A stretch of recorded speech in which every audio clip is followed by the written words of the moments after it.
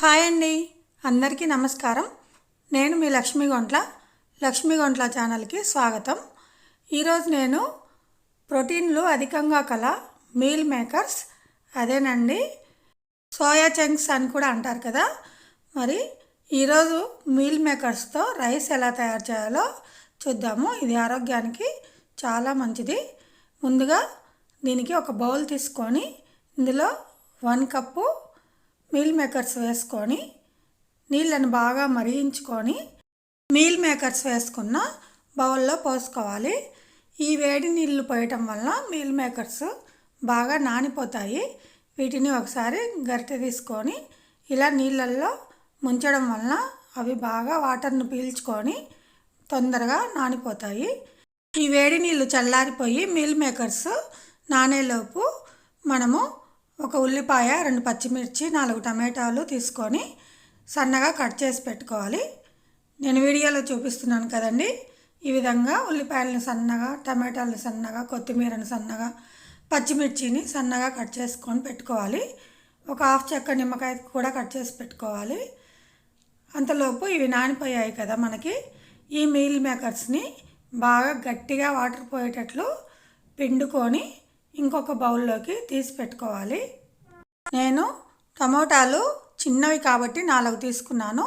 పెద్ద సైజు అయితే మీరు 2 తీసుకోండి, సరిపోతాయి. ఇప్పుడు మనము మీల్ మేకర్స్ అన్నీ పిండుకొని గిన్నెలోకి తీసి పెట్టుకున్నాం కదా. తర్వాత స్టవ్ మీద ఒక ప్యాన్ పెట్టుకొని ఒక 2 టేబుల్ స్పూన్స్ ఆయిల్ వేసుకోవాలి. ఆయిల్ కాగిన తర్వాత మనం కట్ చేసి పెట్టుకున్న ఆనియన్స్, పచ్చిమిర్చి ముక్కలు ఇందులో వేసుకొని వేయించుకోవాలి. ఇవి కొద్దిగా లైట్గా వేగేంత వరకు, మగ్గేంత వరకు కలుపుకుంటూ వేయించుకోవాలండి.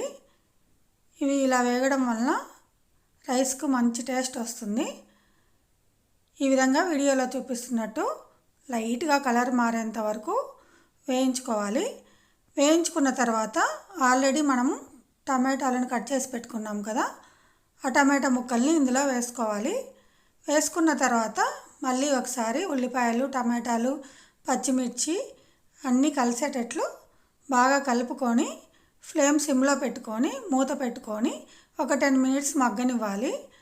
10 మినిట్స్ తర్వాత టమాటా ముక్కలన్నీ మెత్తగా మగ్గిపోయాయి కదా. ఇప్పుడు ఈ టమాటాలను కొంచెం స్మాష్ చేసుకోవాలి. వీడియోలో చూపిస్తున్నాను కదండి, ఈ విధంగా టమాటా ముక్కలన్నీ స్మాష్ చేసుకుంటూ కలుపుకోవాలి. చూడండి, వీడియోలో చూపిస్తున్నట్లు ఈ విధంగా స్మాష్ చేసుకుంటూ బాగా కలుపుకున్న తర్వాత మనము ఇందులో ఒక హాఫ్ టీ స్పూను పసుపు వేసుకోవాలి. ఇందులోనే ఒక హాఫ్ టీ స్పూను సాల్ట్ కూడా వేసుకోవాలి. తర్వాత మళ్ళీ పసుపు, సాల్ట్, ఉల్లిపాయలు, టమాటాలు కలిసేటట్లు బాగా కలుపుకోవాలి. ఈ విధంగా కలుపుకున్న తర్వాత మనము మీల్ మేకర్ను పిండి పెట్టుకున్నాం కదా, వేడి నీళ్ళలో నానబెట్టి, ఆ మీల్ మేకర్ను ఇందులో వేసుకోవాలి. వేసుకున్న తర్వాత టమాటాలు, సాల్ట్, ఆ మసాలా అంతా దానికి పట్టేటట్లు మళ్ళీ ఒకసారి బాగా మీల్ మేకర్స్ని ఒక 2 మినిట్స్ కలుపుకుంటూ వేయించుకోవాలి. మీల్ మేకర్స్లో ప్రోటీన్ అధికంగా ఉంటుంది కదండి, అంతేకాకుండా ఫైబరు, విటమిన్స్ మరియు మినరల్స్ కూడా ఎక్కువగా ఉంటాయి. ఇది మాంసాహారానికి సమానమైన పోషణను మనకు అందిస్తుంది. ఈ మీల్ మేకర్స్ని ఇలా కలుపుకున్న తర్వాత ఒక 1/2 స్పూను ధనియాల పొడి, ఒక 1/2 స్పూన్ జీలకర్ర పొడి వేసుకొని ఒక హాఫ్ టీ స్పూను కారం వేసుకోవాలి. వేసుకొని మళ్ళీ ఈ ఉప్పు, కారం అంతా మీల్ మేకర్స్కి పట్టేటట్లు మళ్ళీ కొద్దిసేపు బాగా కలుపుకోవాలి. మీల్ మేకర్స్ మనం 1 కప్పు తీసుకున్నాం కదండి, ఆల్రెడీ 1 కప్పు రైస్ కూడా నేను వండి పెట్టాను. ఇప్పుడు ఇలా కలుపుకున్న తర్వాత వండి పెట్టుకున్న రైస్ను ఇందులో వేసుకొని మనం కట్ చేసి పెట్టుకున్నాం కదండి కొత్తిమీర, ఆ కొత్తిమీరను కూడా ఇందులో వేసుకొని ఇప్పుడు రైస్ మొత్తము మళ్ళీ బాగా కలుపుకోవాలి. ఆ మసాలా మొత్తము అన్నంలో కలిసేటట్లు, కొత్తిమీర అంతా కలిసిపోయేటట్లు బాగా కలుపుకోవాలి. ఈ మీల్ మేకర్స్ మనకు కండరాల పెరుగుదలకు మరియు శరీరానికి మంచి స్ట్రెంగ్త్ని ఇవ్వడానికి కూడా బాగా యూజ్ అవుతాయండి. ఇందులో మనకు తక్కువ కొవ్వులు ఉంటాయి. ఇందులో ఫైబర్ అధికంగా ఉండడం వలన మనకు కడుపు నిండిన అనుభూతిని కలిగించి ఆకలిని నియంత్రిస్తుంది. అంతేకాకుండా మనకు బరువు తగ్గడంలో సహాయపడుతుంది.